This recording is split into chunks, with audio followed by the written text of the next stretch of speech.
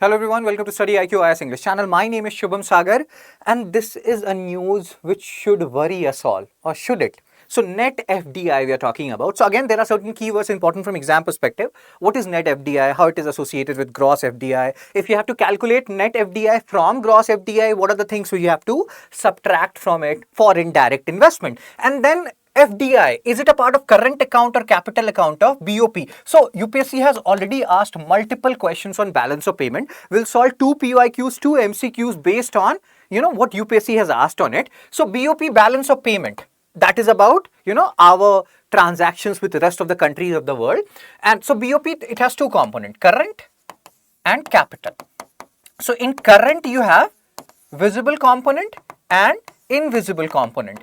And in visible component, you talk about goods. Hope you can see it. Goods. Export and import of goods, that is BOT.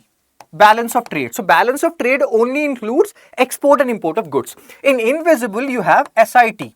SIT is services income transfer. Services, transportation, communication, even what education I am providing you, that comes under services. Income is whatever I am earning, whatever foreign people are earning.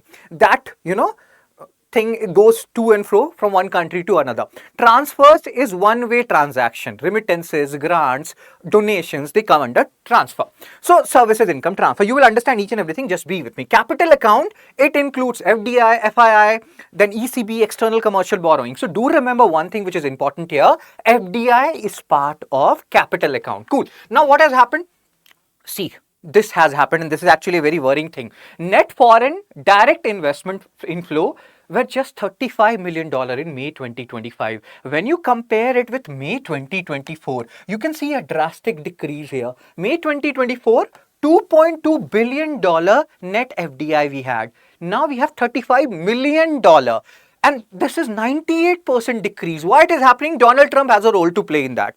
The unpredictable, world global policy, trade policies, plus there are fears that rupee will depreciate because India-US trade talks are going on. And if rupee depreciate, then the amount of dollar which these companies they'll be sending to their home country, that will decrease. How does that happen? Let me tell you one thing.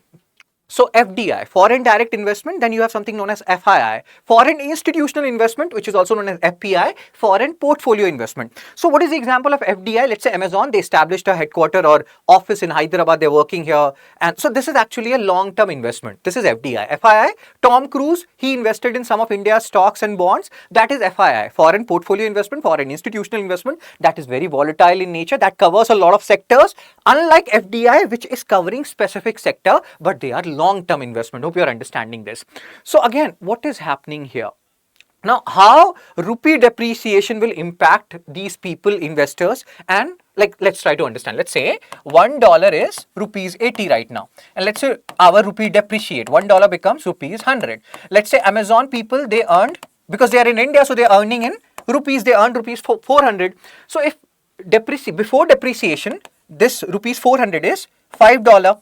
But after depreciation, this turns to $4. So their money has reduced because they are earning in rupees. When they are sending it to US, it will be converted to dollar. If rupee depreciate, their value depreciates. And these are the concerns which are there, which has led to companies sending their money to their home country. First thing first, why this whole 98% decrease has happened? They have booked some good amount of profit, they're sending it to their home country. Second, there are unpredictable international policy. Donald Trump has a role to play in that, and that has also led to money being pumped out of our country. Plus, concern about Indian rupee. All these factors have led to, combined factors have led to decrease. These are speculation. It's not like the reasons which I'm telling you are foolproof reasons. Economists are still debating on these reasons. Cool. So again, this is actually a worrying sign. This is sign rather. This is not 1%, 2% decrease, 98% decrease compared to previous year month. And again, 99% lower than $3.9 billion recorded in April. So in April, we had FDI, net FDI, $3.9 billion. And in May 2025, it is $35 million. Oh my God. So definition of net FDI. What is net FDI? Gross FDI minus foreign companies, the money, the profit which they're sending to their home country. Plus Indian companies, let's say Reliance, let's say BSNL. And if they are establishing a subsidiary in US, then they will be sending some money outside. So that is outward FDI. So if you subtract repatriation and outward FDI, you will get net FDI. Hope you understood some part of it. Cool. reasons for decline: lower gross FDI inflows in May 2025 and higher repatriation. So maybe we have got less income, less means foreign direct investment from outside, and plus more profits are being sent by Amazon etc. to Microsoft etc. to their home country. And plus we have discussed unpredictability and all these things are not helping. These are some figures. We don't have to go into these figures. This is just for you can have a look at it. Again, even if you want to have a look at it, this is just painting a worrying sign. We don't want to be too worried. We already have too many problems in the world. So this is the component of BOP which we are talking about: balance of payment, current account, export and import of goods. This is known as BOT, balance of trade. And then export and import of services. And then here you have SIT, services income transfer. All these are part of current account. In capital account, you have borrowing, lendings, investments, and here FDI, FII, everything will come into picture. Now let's solve some PYQs and MCQs based on what we have studied. UPSC 2014, they asked this question with reference to BOP. What is current account? Do option elimination, that will help you in solving this particular question. So what comes under current account? Balance of trade, foreign assets, balance of invisible, SDR, special drawing, right? So what do you think? What is the answer here? Current account, visible, invisible, we have talked about it. You can rewind the video, you can solve this question. Do option elimination, you will be able to. The next question asked in 2013, again, in the 2014 they asked current account, 2013 they asked capital account. Again, do option elimination and tell me the answer in the comment section.